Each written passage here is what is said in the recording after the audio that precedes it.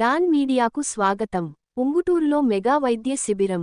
మాజీ మంత్రి వట్టి వసంత్ కుమార్ 2వ వర్ధంతి సందర్భంగా ఉంగుటూరు మండలం గొల్లగూడెం గ్రామంలో వైద్య శిబిరం నిర్వహించారు. ఈ ఉచిత వైద్య శిబిరంలో 200 మందికి పరీక్షలు నిర్వహించి ఉచితంగా మందులు పంపిణీ చేశారు.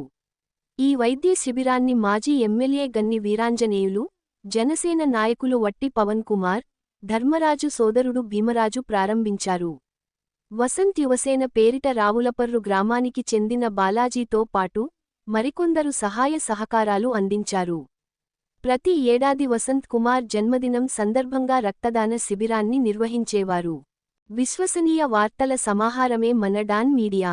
మరిన్ని వార్తల కోసం మన డాన్ మీడియా ఛానల్ను లైక్ చేయండి, షేర్ చేయండి, సబ్స్క్రైబ్ చేయండి. మరికొందరితో చేయించండి. ధన్యవాదములు. టెస్టులు చేయటమే కాకుండా మందులిచ్చే కార్యక్రమం కూడా మరి ఇక్కడ చేయటం, వసంత్ కుమార్ గారి యొక్క వర్ధంతి సందర్భంగా ఇక్కడ చేయటం చాలా సంతోషదాయకం. పొలిటికల్గా పార్టీలు వేరైనా వసంత్ గారు కూడా మాకు కూడా ఆదర్శప్రాయుడే. ఎందుకంటే ఆయన చూసి నేను కూడా ఒకసారి శాసనసభ్యుడిగా పనిచేశాను.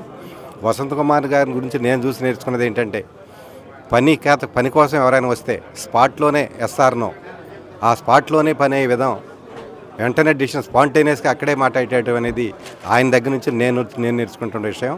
ఖచ్చితంగా అప్పుడు ముఖ్యమంత్రి మరి స్వర్గీయ రాజశేఖర రెడ్డి గారి దగ్గర ఈయన అత్యంత సన్నిహితుగా ఉండటం వల్ల మన నియోజకవర్గంలో కూడా జిల్లాతో పాటు అనేక రకాలైన అభివృద్ధి కార్యక్రమాలు చేసినటువంటి వసంత్ కుమార్ గారు మరి మన మధ్య లేకపోవడం దురదృష్టకరం.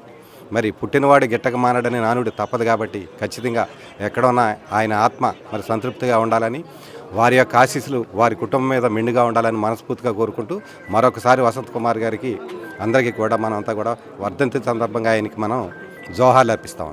Thank you. జోహార్.